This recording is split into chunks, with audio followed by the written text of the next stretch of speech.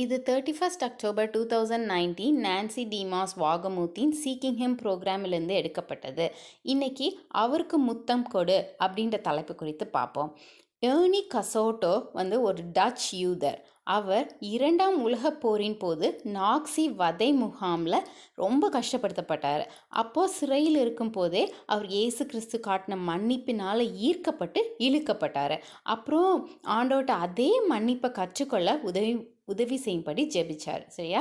அப்புறம் பல வருஷங்களுக்கு பின்பு அதே நாக்சி வதை முகாமை நடத்தின ஒரு நபர்கிட்ட ஏர்னி கசோட்டோக்கு ஒரு ஆச்சரியமான அழைப்பு வந்தது.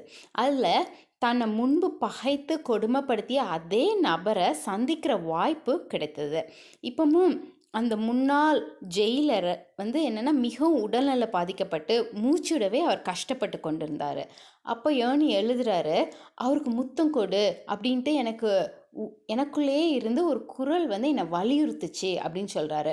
உடனே ஏர்னி என்ன பண்ணுறாருன்னா, தன்னை கொடுமைப்படுத்திய அதே நபரோட நெத்தியில் போய் முத்தமிடுறாரு. அப்படி அவர் முத்தமிட்டப்போ அந்த வயதான நபர் அழ ஆரம்பித்து ஏர்னிட்ட மன்னிப்பு கேட்டாராம். அங்கேயே அந்த இடத்துலையே அந்த முன்னாள் ஜெயிலரை ஏர்னி இயேசுக்குள்ளே வழிநடத்தினாராம். ஏர்னி மத்தேயு 5ஆவது அதிகாரம் 44ஆவது வசனத்தில் இயேசு கிறிஸ்து சொன்ன வார்த்தைகளான, நான் உங்களுக்கு சொல்லுகிறேன், உங்கள் சத்துருக்களை சிநேகியுங்கள், உங்களை சபிக்கிறவர்களை ஆசீர்வதியுங்கள், உங்களை பகைக்கிறவர்களுக்கு நன்மை செய்யுங்கள், உங்களை நிந்திக்கிறவர்களுக்காகவும் உங்களை துன்பப்படுத்துகிறவர்களுக்காகவும் ஜெபம் பண்ணுங்கள் அப்படின்ற வார்த்தையை மிகவும் முக்கியமாக கருதி அதை கவனமாக கை கொள்ளாமல் இருந்திருந்தாரு அப்படின்னா இந்த அற்புதமான காட்சியான ஆண்டவரின் ரட்சிப்பின் கிருபை அந்த வயதானவரின் வாழ்க்கையில் நடந்தே இருக்காது.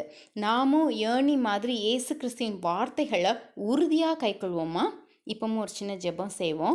அன்புள்ள ஆண்டவரே, எங்கள் சத்துருக்களை சிநேகிக்கவும், எங்களை சபிக்கிறவர்களை ஆசீர்வதிக்கவும், எங்களை பகைக்கிறவர்களுக்கு நன்மை செய்யவும், எங்களை நிந்திக்கிறவர்களுக்காகவும் எங்களை துன்பப்படுத்துவதற்காகவும் ஜெபம் பண்ணவும் எங்களுக்கு கிருபை செய்யும் ஐயா. பரிசுத்த ஆவியானவர் தாமே எங்களை நிரப்பி இந்த வசனங்களை மிகவும் முக்கியமாக கருதி கேட்கிறவர்களாக மாத்திரம் அல்ல, அதை கவனமாக கை கொள்ளவும் எங்களுக்கு கிருபை செய்யும் ஐயா. இயேசுவின் மூலமாய் ஜெபம் கேளும் அன்புள்ள பிதாவே, ஆமென்.